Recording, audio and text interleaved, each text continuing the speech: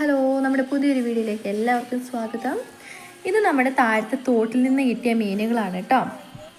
വല ഇട്ടിട്ടോ ചൂണ്ട ഇട്ടിട്ടോ അല്ലെങ്കിൽ തോർത്തുകൊണ്ട് പിടിച്ചതൊന്നുമല്ല, ഊരുകുടുക്ക വെച്ച് പിടിച്ചതാണ് കേട്ടോ. നല്ല ഈസി ആയിട്ടുള്ളൊരു മീൻ പിടിക്കാനുള്ളൊരു രീതിയാണത്. ഒരു പാത്രം എടുത്തിട്ട് ഇത് കണ്ടു ഇതേപോലെ കെട്ടണം. അത് പാത്രത്തിനകത്ത് എന്തെങ്കിലും ഇടണം കേട്ടോ.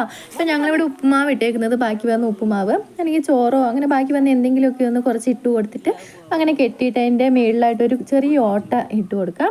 ഓട്ട ഇട്ട് കൊടുത്തിട്ട് നമുക്ക് വെള്ളത്തിലോട്ട് ഇറക്കി വെക്കാം കേട്ടോ. ഇതാണ് നമ്മുടെ ഇവിടുത്തെ തോട്. ഈ ഭാഗത്തായിട്ട് ഇവിടെ ഒരു ചെറിയ കുഴിയുണ്ട് ഈ തോടിൻ്റെ. അപ്പോൾ ഇവിടെ നിറച്ച് മീനുകളുണ്ട് കേട്ടോ. വലുതായിട്ടുള്ള കുറേ മീനുകൾ ഈ ഭാഗത്താണ് ഉള്ളത്.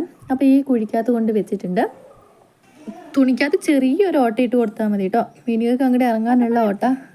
ഊരുകുടുക്കാന്ന് പറയൂ കേട്ടോ. ഈ മീൻ പിടിക്കുന്ന ഈ കെണീനെ ഊരുകുടുക്കാന്നാണ് പറയാം. അങ്ങനെ അതൊക്കെ വെച്ച് കഴിഞ്ഞിട്ട് നമ്മൾ വീട്ടിലോട്ട് പോയി ഒരു 2 മണിക്കൂറൊക്കെ കഴിഞ്ഞ് വന്ന് നോക്കിയപ്പോഴത്തേനും ആ പാത്രത്തിന് മുകളിൽ നിറച്ച് മീനുകൾ കണ്ടോ. ആ പാത്രത്തിന് മുകളിലായിട്ട് കണ്ടോ, അത് നിറച്ച് മീനുകളാണ്. അവിടെയുള്ള ആ തോട്ടിലുള്ള വലിയ മീൻ മൊത്തം ഉണ്ടെന്ന് തോന്നുന്നു കേട്ടോ. നിറച്ച് മീൻ അതിൻ്റെ മുകളിൽ വന്ന് കിടക്കുകയാണ്. കാണുമ്പോൾ തന്നെ ഒറ്റ കോരി കോരാൻ തോന്നുന്നുണ്ട്. ഇനി നമുക്കത് അതിനെ പോയി എടുക്കാം. അതിൻ്റെ ഉള്ളിൽ എത്ര ഉണ്ടെന്ന് അറിയത്തില്ലല്ലോ. നമുക്ക് എടുത്ത് നോക്കാവേ.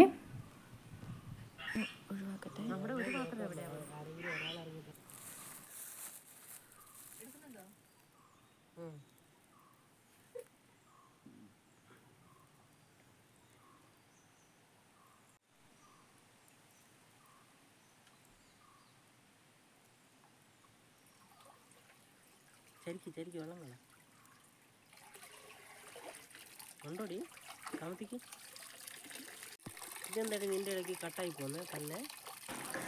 അങ്ങനെ എടുത്തിട്ടുണ്ട്. പിടയ്ക്കുന്നൊക്കെ ഉണ്ട് കേട്ടോ. അങ്ങനെ തുറന്ന് നോക്കി വലിയ മീനുകളൊക്കെ നിറച്ച് കയറിയിട്ടുണ്ട് കേട്ടോ.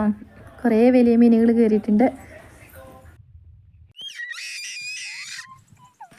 ഇത്രയും മീനുകൾ കിട്ടിയിട്ടുണ്ട് കേട്ടോ. ചെറുതുങ്ങൾ 2-3 ചത്ത് കിടക്കുന്നുണ്ട്.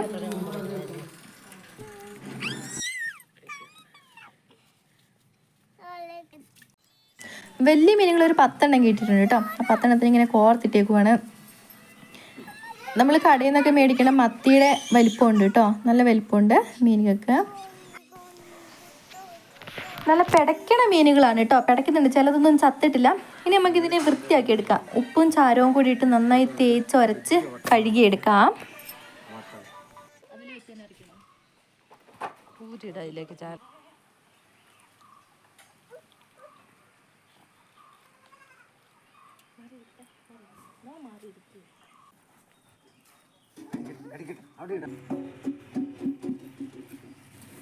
ചാരവും ഉപ്പും കൂടി ഇട്ട് നന്നായിട്ട് ഉരയ്ക്കുമ്പോൾ അതിൻ്റെ ചെതുമ്പലൊക്കെ നന്നായിട്ട് പോകും കേട്ടോ.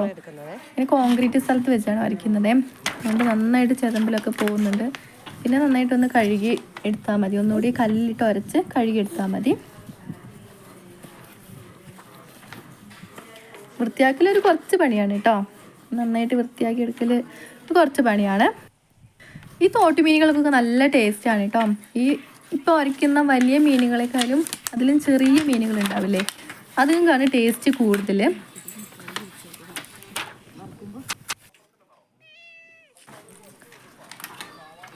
എല്ലാം നന്നായിട്ട് ഉരച്ചിട്ടുണ്ട്. ഇനി നമുക്ക് അതിനെ കഴുകിയിട്ട് കല്ലിൽ വെച്ചൊന്ന് ഉരച്ചെടുക്കാം. അന്നേരം അതിൻ്റെ ചാരവും ആ വഴുവഴുക്കലൊക്കെ ഒന്ന് നന്നായിട്ട് പോയിക്കോളും. കുറച്ച് ഉപ്പിട്ടിട്ട് ഒന്നും കൂടി കഴുകിയെടുക്കാം കേട്ടോ.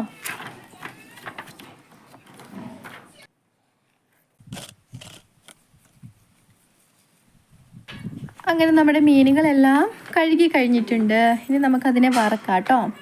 വറുക്കാൻ അധികം സാധനങ്ങളൊന്നും വേണ്ട. കുരുമുളക് പൊടിയും മുളക് പൊടിയും അതേപോലെ മഞ്ഞൾപ്പൊടിയും ഉപ്പും ഇത്രയും മാത്രം മതി കേട്ടോ. ഇത്രയും മാത്രം വെച്ചിട്ട് വറുക്കുമ്പോഴാണ് അതിന് ടേസ്റ്റ് കൂടുതൽ.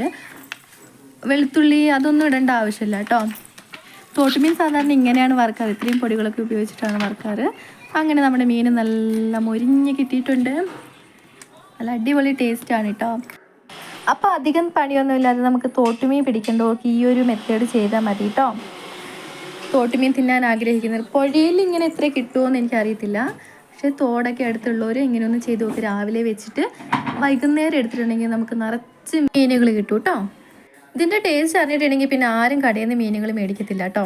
അത്ര നല്ല ടേസ്റ്റാണ്. അപ്പോൾ ഇത്രേ ഉള്ളൂ നമ്മുടെ വീഡിയോ. ഇഷ്ടമായിട്ടുണ്ടെങ്കിൽ ലൈക്ക് ചെയ്യുക.